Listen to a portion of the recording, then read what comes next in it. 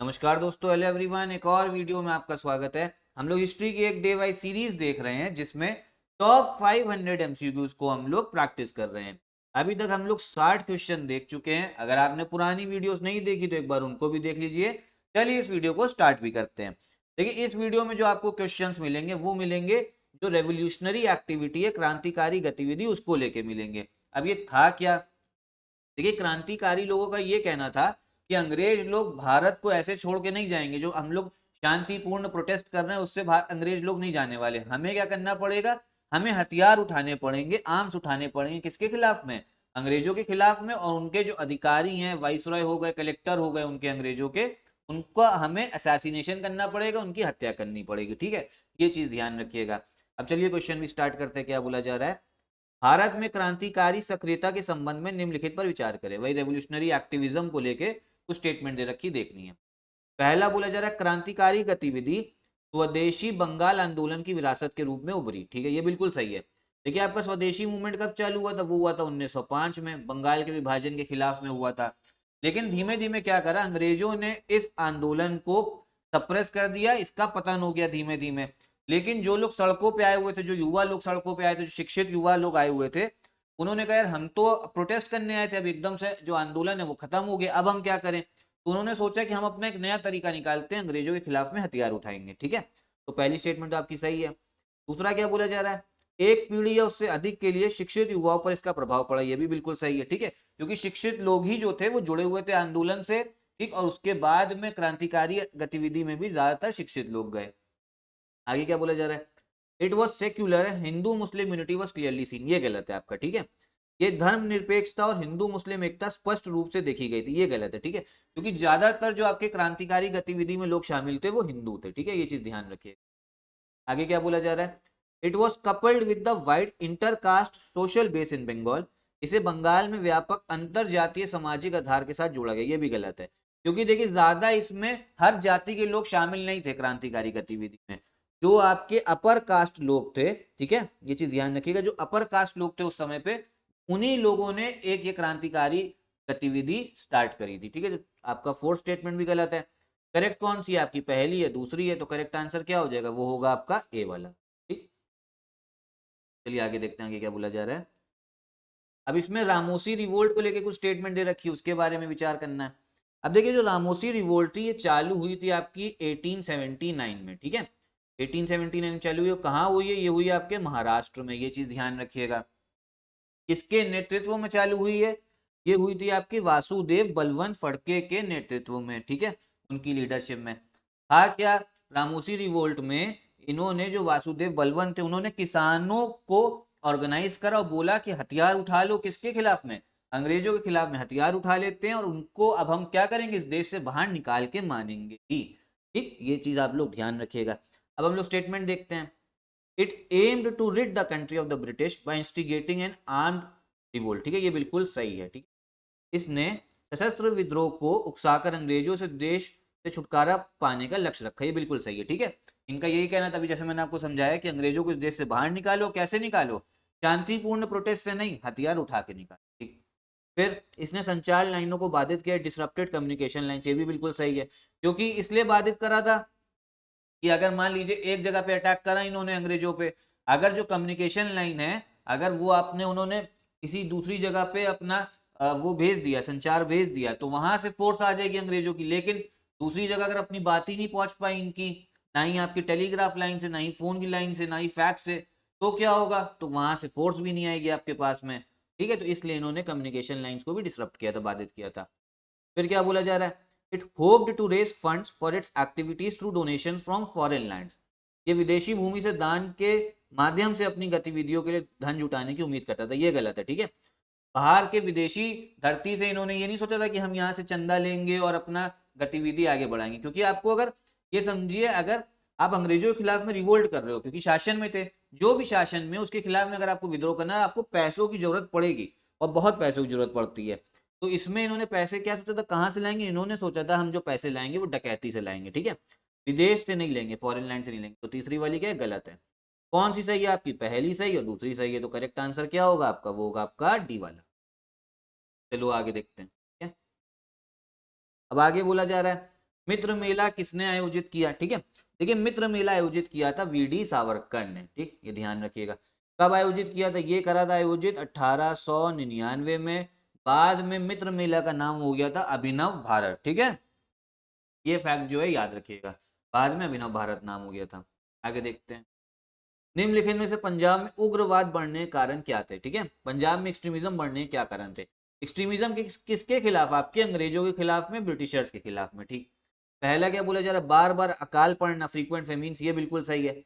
Feminine या अकाल पड़ना ये होता है कि भैया आपकी फसल भी नहीं उग रही है, ठीक है, ना ही अंग्रेज लोग ध्यान दे रहे थे, ठीक है। होता क्या, मान लो कभी आपका फसल जो है खराब हो गई, बारिश नहीं हुई किसी कारण की वजह से, लेकिन सरकार ध्यान देती है, किसानों को थोड़ा मुआवजा देती है, किसानों की सहायता करती है, लेकिन अंग्रेज लोग तो ये करते नहीं थे। तो इसी वजह से जो फेमिन, जो अकाल का वो था आपका इफेक्ट, वो और ज्यादा हो जाता था लोगों पे। तो पहला तो बिल्कुल सही है, फ्रीक्वेंट फेमिन्स। फिर आप ये समझिए कि अकाल पड़ रहा है, फसल नहीं उग रही, उसके बाद में जो टैक्स लेना है किसानों से उसको थोड़ा कम कर दो। लेकिन अंग्रेज लोग उसका उल्टा करते थे, भू राजस्व में वृद्धि कर देते थे, मतलब बढ़ा देते थे, लैंड रेवेन्यू और इंक्रीज कर दिया। तो दूसरी वाली भी बिल्कुल सही है आपकी। तीसरी क्या बोला जा रहा है, कम्युनल वायलेंस, ठीक है, सांप्रदायिक जो हिंसा होती थी, ये गलत है, ठीक। ये कम्युनल वायलेंस की वजह से पंजाब में उग्र राष्ट्रवाद नहीं बढ़ा है, ठीक है, ये चीज ध्यान रखिएगा आप लोग। अंग्रेजों के खिलाफ में बात हो रही है, अंग्रेजों के खिलाफ में आपके ये एक्सट्रीमिज्म की, ठीक है, ध्यान रखिएगा। लेकिन आजादी के बाद में वहां पर जो एक्सट्रीमिज्म था वो कम्युनल वायलेंस से थोड़ा बहुत हो गया था, लेकिन अभी तो हम लोग आजादी के पहले की बात कर रहे हैं, ध्यान रखिए। आगे देखते हैं, बाय बंगाल की घटनाओं से, बाय इवेंट्स ऑफ बंगाल, ये भी बिल्कुल सही, क्योंकि बंगाल में जो अंग्रेज लोग थे विभाजन कर रहे थे और भी अधिकार छीन रहे थे, तो ये चीज ध्यान रखिए। कौन कौन सा आपका सही स्टेटमेंट हो जाएगा, पहली, दूसरी और फोर्थ का आपका करेक्ट ऑप्शन है डी वाला, ठीक है। चलो आगे बढ़ते हैं, देखते अब इसमें क्या है, इसमें मैचिंग करनी है। बोले जरा कौन सा जो है वो मैच सही नहीं है, पहले तो हम लोग सही वाला मैच करते हैं। देखिए पहले बोले जरा श्याम जी कृष्णा वर्मा, ठीक, इनको बोला जाता था द इंडियन सोशियोलॉजिस्ट, ये सही है, भारतीय समाजशास्त्री। एक चीज ध्यान रखिए, इन्होंने 1905 में लंदन में, कहां पे, लंदन में एक इंडियन होम रूल सोसाइटी बनाई थी। क्या बनाई थी, इंडियन होम रूल सोसाइटी बनाई थी, याद रखिएगा। उसको इंडियन हाउस भी बोला जाता था। उसमें जो भारत से बच्चे आ रहे थे पढ़ने, ठीक है, उसमें वहीं पे उनको ठहराया जाता था और राष्ट्रवाद की भावना जगाई जाती थी। तो इनका नाम बाद में इंडियन सोशियोलॉजिस्ट जो है इसलिए भी पड़ा क्योंकि इन्होंने एक जनरल निकाला था, आपका पत्रिका निकाली थी, किस नाम से, भारतीय समाजशास्त्री के नाम से, ठीक है, द इंडियन सोशियोलॉजिस्ट, ध्यान रखिए। फिर दूसरा आपका जो बोला जा रहा है वो क्या है, मदन लाल ढींगरा, ठीक है, मदन लाल ढींगरा बोला जा रहा है। तो ये वाला जो है ये बिल्कुल आपका सही है, ठीक है। मदन लाल ढींगरा ने किसको असैसिनेट करा था, किसकी हत्या करी थी, ये करी थी आपके कर्जन विली की, ठीक है, कर्जन विली की हत्या करी थी। कब करी थी, 1909 में। कर्जन विली क्या थे, ब्रिटिश इंडियन आर्मी के एक अधिकारी थे, ठीक है। तो इन्होंने, मदन लाल ढींगरा ने इनकी हत्या करी थी, असैसिनेशन। पहली सही है, दूसरी सही है। तीसरी बोली जा रही वीडी सावरकर वंदे मातरम, ये गलत है। वीडी सावरकर जुड़े हुए हैं आपके नासिक षड्यंत्र केस, नासिक कॉन्स्पिरेसी केस से। और जो मैडम कामा वाला है ये भी गलत हो गया। फिर मैडम कामा जुड़ी है आपकी वंदे मातरम के साथ में। तो कौन कौन सी इनकरेक्ट है यहाँ पे, जो सही नहीं है वो है आपकी थर्ड वाली और फोर्थ वाली। थर्ड और फोर्थ वाली जो है वो आपकी सही नहीं है, तो करेक्ट आंसर क्या हो जाएगा, सी वाली। पूछा तो यही जा रहा है ना, कौन सा सही मैच नहीं है। चलिए आगे देखते हैं, आगे क्या बोला जा रहा है। अब इसमें भी मैचिंग करनी है हमें, ठीक। इंडिया हाउस मैंने अभी आपको बताया किसने फाउंड करा था, भाई श्याम जी कृष्णा वर्मा ने, ठीक है, जो इनकी बात कर रहे थे, श्याम जी कृष्णा वर्मा। इंडियन हाउस कहाँ पे करा है फाइंड, ये करा आपके लंदन में, ठीक, लंदन हो गया आपका। फिर आपका आगे देखते हैं, फिर क्या बोला जा रहा है। अच्छा एक चीज और ध्यान रखिए, जो गदर पार्टी थी, गदर पार्टी कहाँ हुई, ये हुई आपके सैन फ्रांसिस्को, बहुत इंपॉर्टेंट है। ये हुई आपके सैन फ्रांसिस्को में। सैन फ्रांसिस्को कहाँ पे, यूएसए में। गदर पार्टी में भी यही था कि जो भारतीय आपका यूएसए, अमेरिका और आपके कनाडा में रह रहे हैं उन सबको आयोजित करके एक संगठन बनाना और किसके, भारत की आजादी के लिए लड़ना, ठीक है। मतलब कहाँ से, अमेरिका से। सैन फ्रांसिस्को में इनका क्या था, वो था आपका हेडक्वार्टर था। फिर आगे देखते हैं, जो आपका स्वदेश सेवक होम है ये आपका कहाँ पे फाउंड हुआ है, ये हुआ है वैंकूवर में, वैंकूवर में, ठीक है। वैंकूवर कहाँ पे, ये है आपके कनाडा में है, ठीक है। और जो यूनाइटेड इंडिया हाउस है ये हुआ आपके सिएटल में। सिएटल भी कहाँ आता है, अमेरिका में आता है, ध्यान रखिए। तो आपका करेक्ट, आपका ये बताना है कोड कौन सा सही है। देखिए पहले वाले का आपका कौन सा दिख रहा है, चौथा दिख रहा है, ठीक। पहले वाले कौन सा, फोर्थ वाला दिख रहा है। तो डी वाला किस में आ रहा है, इसमें आ रहा है, बी में भी आ रहा है, ए में भी आ रहा है। आगे देखते हैं, और टू वाले का कौन सा, ए है। तो ये समझिए 1 का डी, ठीक, और फिर आपका 2 का ए इसी में हो गया, तो बी वाला सही है, ठीक। आगे मिला लीजिएगा, सब सही है, ऐसे मिलाना पड़ता है आपको, ठीक। तो बी वाला जो है करेक्ट ऑप्शन हो। आगे देखते हैं। अब इसमें देखिए क्रोनोलॉजिकली जो है सही लगाना है। तो जो आपका डिफेंस ऑफ इंडिया एक्ट हुआ आया है वो कब आया है? वो आया है आपके 1915 में। कर्जन विली की हत्या कब हुई है? 1909 में हुई है। अभी मैंने आपको बताया किसने करा था, किसने हत्या करी थी? मदन लाल ढींगरा ने करी थी, ठीक है। फिर आपका बुर्रा डकैती जो हुई है ये हुई है आपकी 1908 में हुई है, ठीक है। और इंडियन होम रूल सोसाइटी का गठन कब हुआ है? ये हुआ आपके 1905 में, भी बताया श्याम जी कृष्णा वर्मा ने करा था। और इसी का दूसरा नाम जो था वो पड़ा था इंडियन हाउस, ठीक। तो सबसे पहले आपका कौन आ रहा है? आपका आ रहा है फोर्थ वाला आ रहा है, ठीक है। और फोर्थ वाला आपके अच्छा दो ऑप्शन में, बी में है फोर्थ वाला और डी में सबसे पहले। आगे देखते हैं। अच्छा पहले फोर्थ वाला आ रहा है, फिर कौन सा आ रहा है? तीसरे वाला आ रहा है, ठीक। फोर्थ वाला तीसरे वाला आ रहा है, तो कौन से? बी में है, तो बी वाला जो हो गया वो हो गया करेक्ट आंसर, ठीक है। 4 3 2 1। इसमें भी कुछ स्टेटमेंट है, देखते हैं। He was president of INC in 1909। भारतीय राष्ट्रीय कांग्रेस के अध्यक्ष थे 1909 में, ठीक है। कौन थे आपके? मदन मोहन मालवीय, ठीक है। यहीं पे मैंने अभी आपको आंसर बता दिया, आगे भी चलिए देख लेते हैं। मदन मोहन मालवीय थे 1909 में कांग्रेस के अध्यक्ष, ठीक। आगे देखते हैं। He oppose the separate electorate for Muslims under the Lucknow pact of 1916। ये भी बिल्कुल सही है। उन्होंने 1916 के लखनऊ समझौते के तहत मुसलमानों के लिए अलग निर्वाचक मंडल का विरोध किया था। ये भी बिल्कुल सही है इनका, ठीक है। देखिए था क्या, जो लखनऊ पैक्ट था 1916 किसके बीच हुआ था? कांग्रेस और आपका मुस्लिम लीग। कांग्रेस ने कहा था ठीक है, जो आपका अलग निर्वाचक मंडल है उसको हम लोग क्या कर ले रहे, एक्सेप्ट कर ले रहे। ये सेपरेट इलेक्टोरेट ये था कि मुस्लिम लोगों को उस समय वोट कौन कर सकता है? सिर्फ मुस्लिम लोग कर सकते हैं, ठीक है। तो ये बहुत एक गलत चीज थी कि मुस्लिम लोगों के अंदर क्या आ जाता था वो, अगर ये आप ही समझिए कि सिर्फ मुस्लिम लोग को वोट करेंगे तो उनके मन में जो बाकी समाज है उससे दूरी हो जाएगी। उनको ये लगेगा कि हमारी पहचान क्या है? सिर्फ मुस्लिम पहचान है, भारतीय पहचान फिर वो खो डालेंगे, ठीक है। तो इसलिए जो था आपका ये अपोज करते थे इसका। फिर गंगा महासभा के संस्थापक थे, ये भी बिल्कुल सही है, फाउंडर ऑफ गंगा महासभा, ठीक है। तो आपका तीसरा तीनों स्टेटमेंट सही है। लेकिन अच्छा इसमें तो ये बोले जरा किसको लेके ये संदर्भित है, रिफर कर दी, तो ये है आपके मदन मोहन मालवीय को लेके। ध्यान रखिएगा इंपॉर्टेंट स्टेटमेंट्स हैं को लेके। जो गंगा महासभा बनी है आपकी, ये बनी है 1905 में। आगे देखते हैं। युगांतर आश्रम गदर पार्टी का मुख्यालय था। Yugantar Ashram was the headquarter of Ghadar Party, ठीक है। ये बिल्कुल सही है, ये चीज ध्यान रखिएगा। गदर पार्टी आपकी कब बनी है? ये ध्यान रखिए 1913 में बनी है। मैंने आपको बताया जो भारतीय लोग आपके यूएसए में और कनाडा में रह रहे थे उनको लेके गदर पार्टी बनाई गई थी कि अब हमें क्या करना है, क्रांति करनी, किसके खिलाफ? अंग्रेजों के खिलाफ करनी। कहाँ पे? भारत में करनी है, ताकि उनको भारत से हटाया जाए, ठीक। और इनका जो हेडक्वार्टर था वो कहाँ पे था? सैन फ्रांसिस्को में था, यूएसए में। सैन फ्रांसिस्को अभी ऊपर में बता भी चुका हूँ आपको। और उसका जो हेडक्वार्टर था उसका नाम क्या था? युगांतर आश्रम, ये सही है, ठीक। फिर दूसरी स्टेटमेंट आपकी क्या बोली जा रही है? रास बिहारी बोस और सोहन सिंह भाकना गदर पार्टी से जुड़े थे, ठीक है। रास बिहारी बोस एंड सोहन सिंह भाकना और associated with the Ghadar Party, ये भी सही है। दोनों लोग जुड़े थे, रास बिहारी बोस भी और सोहन सिंह भाकना, ठीक है। पहली भी सही दूसरी भी सही, तो कौन सी करेक्ट हो जाएगी? सी वाली, बोथ 1 और 2, ठीक। आगे देखते हैं। लास्ट क्वेश्चन है इस वीडियो का। अब इसमें क्या बोला जा रहा है? Consider the following statements in the context of the nationalist response to British participation in the first world war.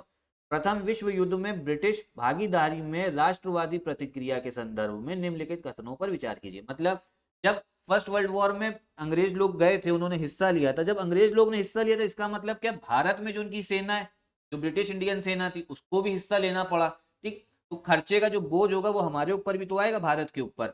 हम लोग को ये और टैक्स देना पड़ेगा, मतलब अंग्रेज लोग हमारे ऊपर और टैक्स लगाएंगे। तो ये आपका था। अब इसमें बोला जा रहा है कौन कौन स्टेटमेंट सही है। Only moderate supported the British in the war. युद्ध में केवल नरमपंथियों ने अंग्रेजों का साथ दिया, गलत है, ठीक है। ये गलत है। मॉडरेट्स आपके जो नरमपंथी थे उन्होंने तो साथ दिया ही था, साथ में जो आपके एक्सट्रीमिस्ट लोग थे, एक्सट्रीमिस्ट मतलब गरमपंथी, उसमें तिलक ने भी साथ दिया था, ठीक है। क्यों?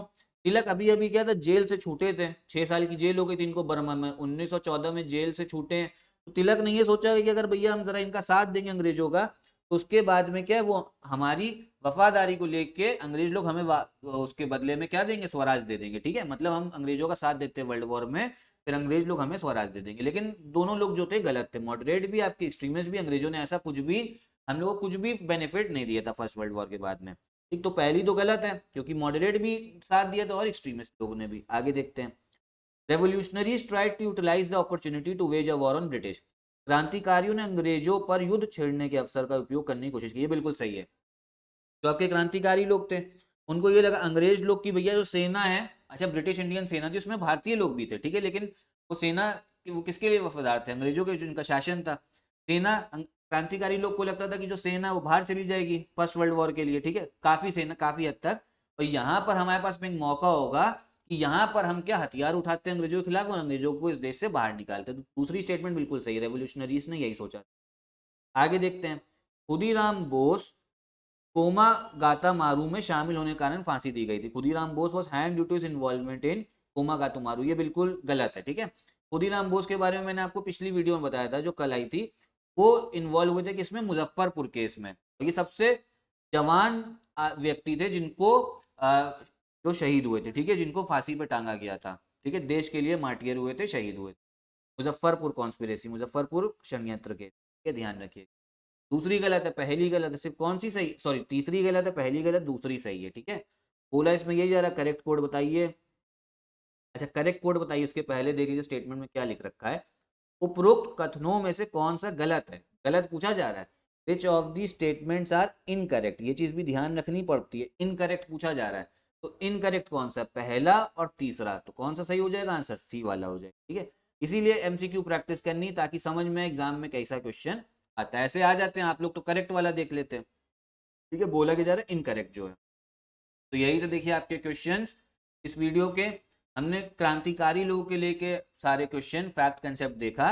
यहीं पे मैं वीडियो भी खत्म करता हूँ। वीडियो आपको पसंद नहीं हो तो लाइक करिएगा, चैनल सब्सक्राइब। अगर आप आगे तैयारी करना चाहते हैं तो इस चैनल और इस सीरीज को अच्छे से फॉलो करिएगा, आपका सारा फैक्ट कंसेप्ट जो है आसानी से क्लियर हो जाएगा। नमस्कार।